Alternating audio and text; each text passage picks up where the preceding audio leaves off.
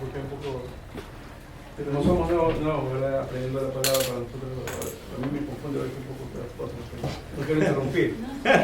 No, tranquilo, mira, levante. Para eso estamos aquí. Mire, si yo no le puedo resolver, aquí tenemos un experto allá. Esos dos expertos que acaban de llegar ahí les resolvemos todas las cosas. Ellos se ven así graciosos y todo, pero no, saben muchísimo. Ese Heriberto se ve así, pero sabe muchísimo. Y la hermana Olga también. Realmente estamos como casi en cero, ¿no? Entonces, Aquí.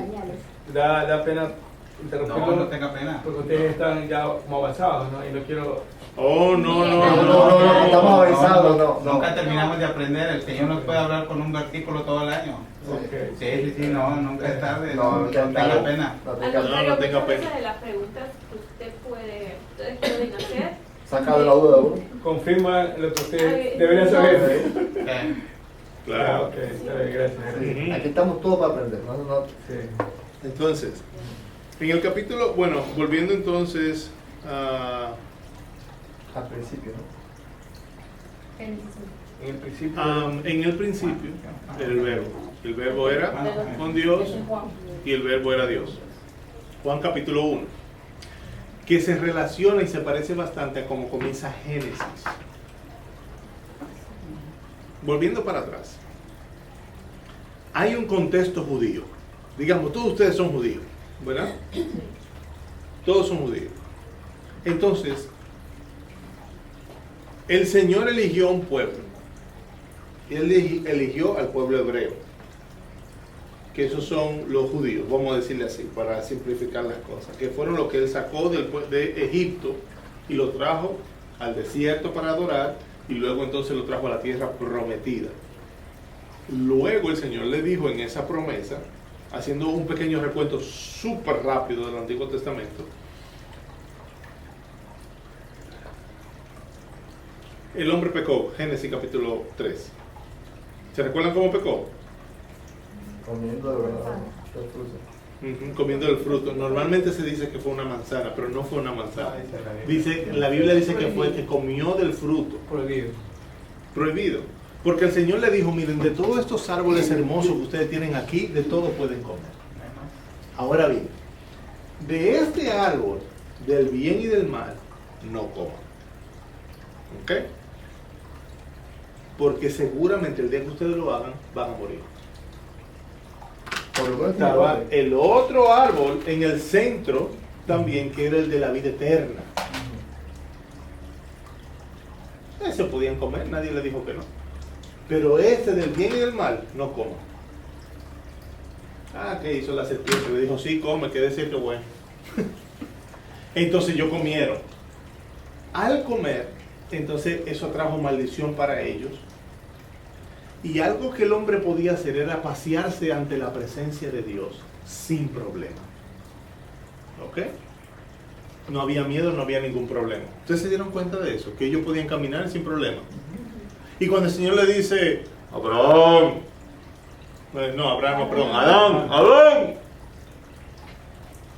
Eva, ¿dónde están?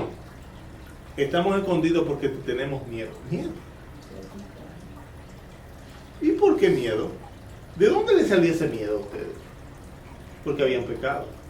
Entonces lo que pasa es de que cuando el pecado entra al hombre, ya el hombre no puede estar ante la presencia de Dios, porque se quema. Porque la presencia de Dios es santa. ¿Ok?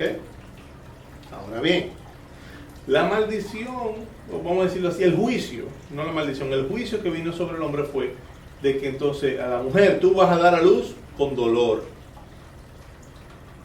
¿Verdad que sí? Con dolor. Y le dijo la serpiente a la mujer, tu simiente le va a pisar la cabeza a la serpiente y la serpiente lo va a morder en el calcañar. Lo va a morder aquí. Interesante.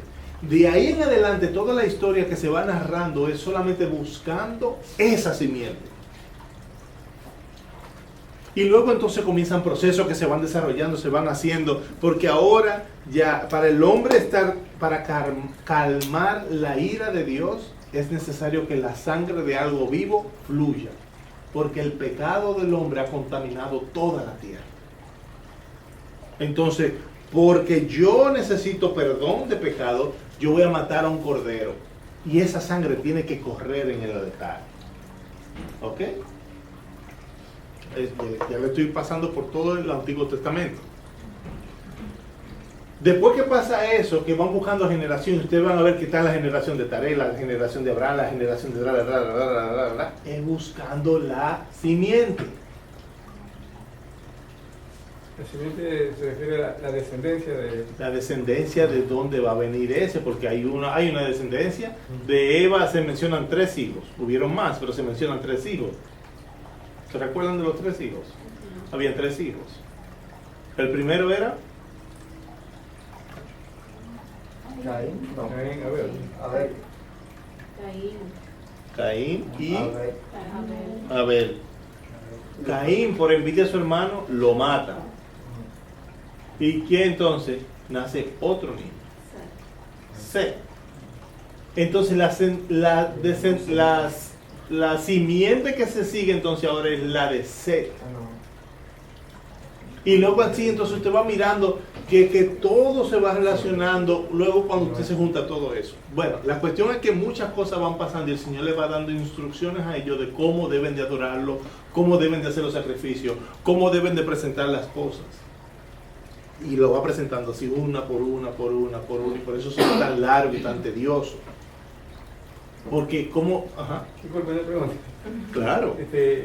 Algo que yo escuché una vez, ¿verdad? Que tenemos el Antiguo Testamento y el Nuevo Testamento. En el Antiguo Testamento, un ejemplo es eso de sacrificar un cordero y correr la sangre. Que ya creo que en el Nuevo Testamento eso se eliminó, ya no se hace y no se hace hasta la fecha. Entonces digo yo, ¿por qué hay que perder tiempo en el Antiguo Testamento si ya todo eso se venció? Es el Nuevo Testamento que es lo importante. Buenísima pregunta. Ajá. Porque si usted no lee el Antiguo Testamento, no tiene ni idea de por qué Jesús vino. Ahí viene hasta la genealogía del Señor Jesucristo. Eso pues, la gente no lo lee, pero es muy importante leer la... Normalmente en el Antiguo Testamento hubo mucho derramamiento de sangre.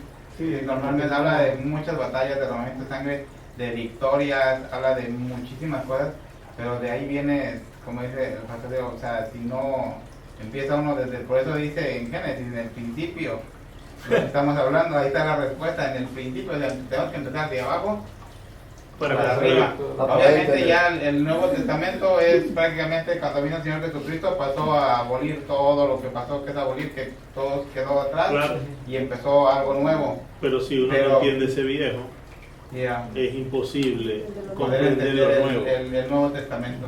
O sea, uno necesita el viejo para entender el nuevo y uno necesita el nuevo para clarificar el viejo. Es imposible el uno sin el otro. Es bien difícil, ¿sí?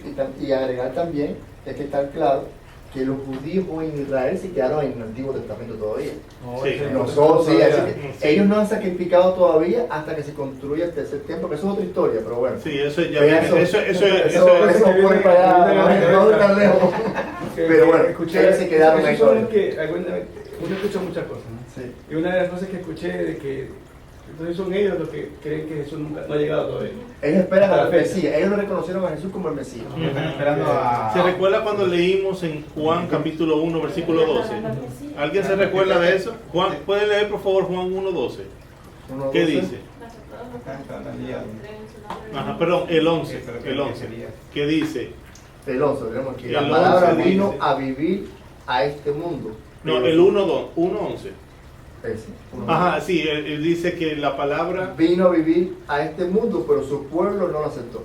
dice, en otra versión, la Reina Valera dice, a lo suyo vino, a lo suyo. no le recibieron. Escuche bien lo que está diciendo, a lo suyo vino, mas los suyos no lo recibieron. Él vino a lo suyo a hacer su trabajo, presentarse. Lo que le hablaba acerca de que el hombre ya no puede estar ante la presencia de Dios es. Y por eso entonces, Dios invita, cuando viene Moisés, ¿se recuerdan eso? Cuando abre el mar rojo y pasa la gente, ¿verdad? Entonces Dios le dice, vengan las personas, vengan, reúnanse conmigo en el monte, que yo voy a hablar con todos ustedes. Y cuando ellos vieron el terremoto, los temblores, los truenos, relámpagos, todo eso, dijeron, ves tú. Me pasó lo mismo que Adán, tenía miedo. Dijo, no, ves tú. La presencia de Dios es temible. Entonces viene Moisés, se reúne con el Señor y le dice, dile al pueblo que yo voy a hacer una tienda, o sea, ustedes van a preparar una tienda de campaña, como yo le estoy diciendo, que se va a llamar el tabernáculo. Y esa tiendecita de campaña que se hace con palitos y cosas, una tienda, bastante grande, pero una tienda, ahí entonces ustedes me van a ofrecer sacrificio y mi presencia va a estar ahí con ustedes. Entonces, la presencia del Señor tenía que estar cubierta, no porque la gente vaya a contaminar ese lugar, sino porque la presencia de Dios es tan pura que va a matar a todo aquel que se acerque. Entonces, el templo lo que hace es contener la gloria de Dios, para que la gloria de Dios no nos mate. Y por eso entonces que estaban los levitas y habían ciertas personas que estaban alrededor, para cuidar de que las personas no se metan aquí, porque si no van a morir. Porque no es por buena intención, es por obediencia. Al pasar esto entonces, lo que está haciendo es de que se necesitaba un lugar de adoración. Luego entonces se hizo un templo que vino por el segundo rey de Israel. Fue el deseo de él. Porque el rey, como el segundo rey. No, el segundo rey. Fue el deseo de él. Ya, por eso. Primer rey se llamó Saúl. Segundo rey, ¿cómo se llamó? David. David. ¿Seguro? Sí. Hay dos personas seguras, los otros están en yo no sé, ahora es la pregunta seria. Sí, Saúl y David, seguro. Y el tercero fue Salomón. Ahora bien, el segundo David dice que él tenía un corazón conforme, dice que tenía un corazón conforme al Señor. El tipo falló en todos los mandamientos. Escriba uno nuevo, ahí falló también. Falló en todo. Sin embargo, tenía un corazón donde se arrepentía y venía ante la presencia de Dios. Entonces, este señor entró a su casa y dijo, wow, pero mira qué bonita está mi casa. ¿Cómo puedo yo estar tranquilo en una casa tan bonita como esta? Y al Dios al que yo le sirvo, que me ha dado todo esto, tengo una tienda de campaña. Yo le voy a preparar una casa como es a Dios. Y cuando va a comenzar a construir, le dice, no papá, hay mucha sangre en tus manos. Tú has hecho muchas cosas mal. Tú no puedes construirme. Ahora, por tu buena intención, uno de tus hijos lo va a hacer. Y eso fue entonces Salomón, que construyó el templo de Salomón. Y ahí entonces fue que la presencia del Señor estaba en este lugar. Ahora bien, el Señor Jesucristo, nosotros cuando lleguemos al capítulo 4, me parece, de Juan, vamos a tocar ese detalle del templo y cómo Jesús entonces sustituye el templo. Pero en este caso, la historia que vamos a leer, que ya se nos está acabando el tiempo, vamos a leer esta historia bien breve. Es una historia de 12 versículos que habla acerca de la primera señal, una señal que da indicación de quién, de quién es Jesús. Porque recuerden que no se está hablando de milagros solamente, se está hablando de señales. Y las señales indican algo específico. Así que vamos a leer en Juan capítulo 2, versículo 1. Si vamos, déjame ver cuántos somos nosotros. 1, 2, 3, 4, 5, 6, 7, 8, 9 y 10. Vamos a leer un versículo cada uno. Y yo leo los últimos 3. Entonces, Xochitl, si tú puedes leer el versículo 1 de Juan, capítulo 2. Al tercer día se hicieron unas bodas en Cana de Galilea y estaba allí la madre de Jesús. Muy bien, hermana Olga. Y fueron también invitados a la boda Jesús y sus discípulos. Y faltando el vino, la madre de Jesús le dijo, no tienen vino. Jesús les dijo, no tienes, o ¿qué tienes conmigo, mujer? Aún no ha venido mi hora. Su madre dijo a los que le servían: haced todo lo que os dijere. Y estaban allí 6 tinajas de piedra para agua, conforme al rito de la purificación de los judíos.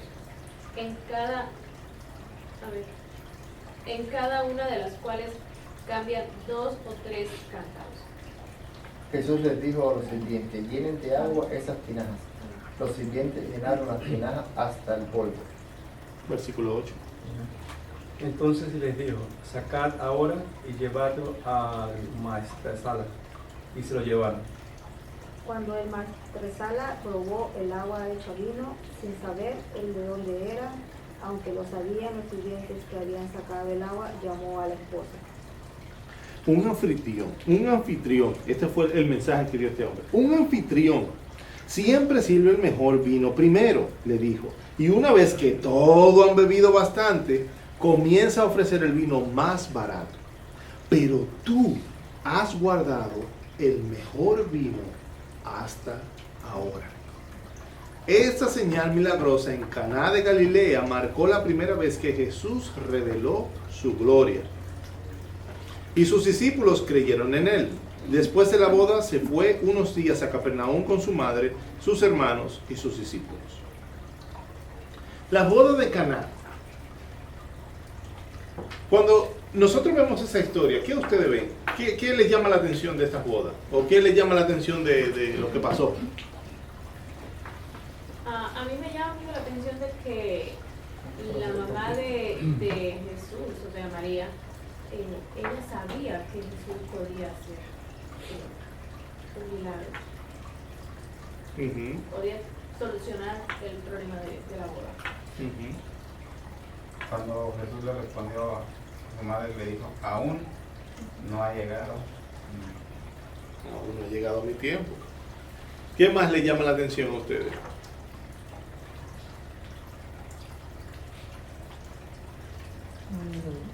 El milagro del agua.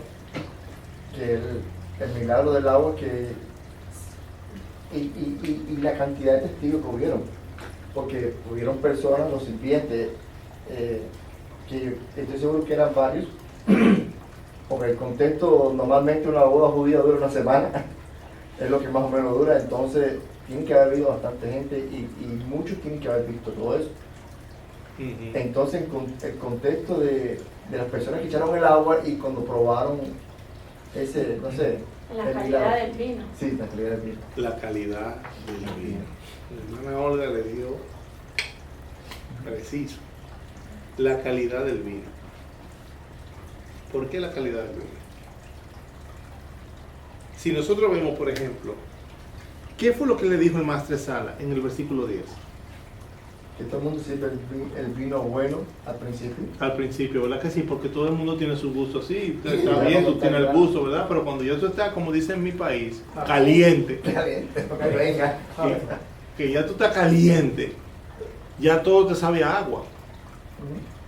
Y es verdad, yo solía tomar. Yo no nací en una iglesia cristiana, ni católica, ni nada por el estilo. Y yo me iba a tomar con mis amigos. Y una vez estábamos tomando todo el camino, que íbamos a ir a ver la villa, ¿cómo es que se llama? La Virgen de la Altagracia, algo así, una de ellas, una de las vírgenes. Y estábamos nosotros ahí de camino, eso era bebiendo y bebe, nosotros bebimos de todo.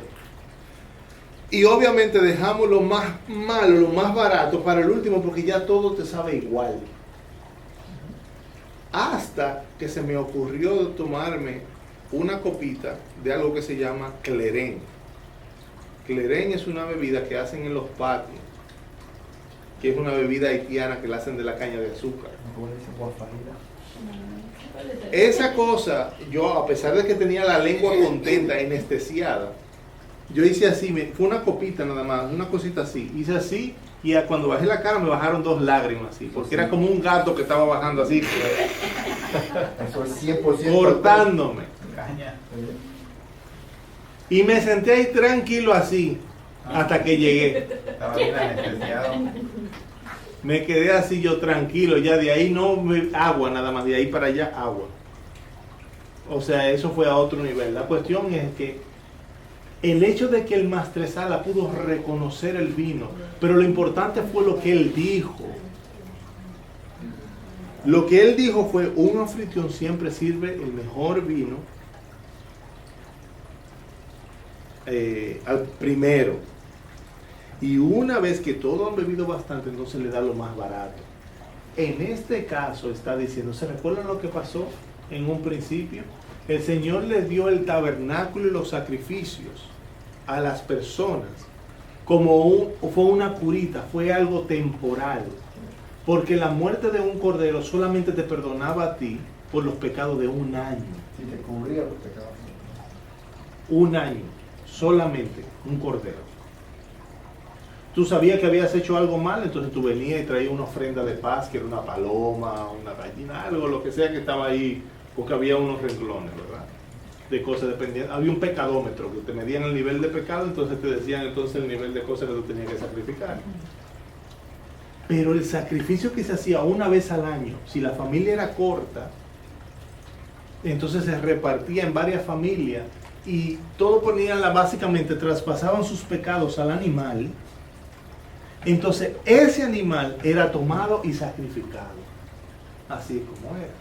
Ahora había un cordero que se sacrificaba por toda la nación y había un procedimiento que el sumo sacerdote tenía que seguir. Ahora bien, todo esto era bueno para que la ira de Dios no nos destruyera a nosotros, pero lo que vino después fue mucho mejor. Y la reflexión que nosotros vemos de eso, de las bodas de Caná, es de que el milagro de Dios fue lo que nosotros recibimos después con el Señor Jesucristo.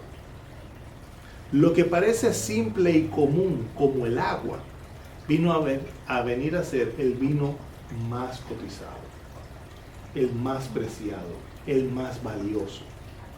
Y eso es lo que nosotros venimos a hacer cuando nosotros somos lavados con la sangre de Cristo. Venimos de pasar de ser personas comunes y corrientes a personas extraordinarias.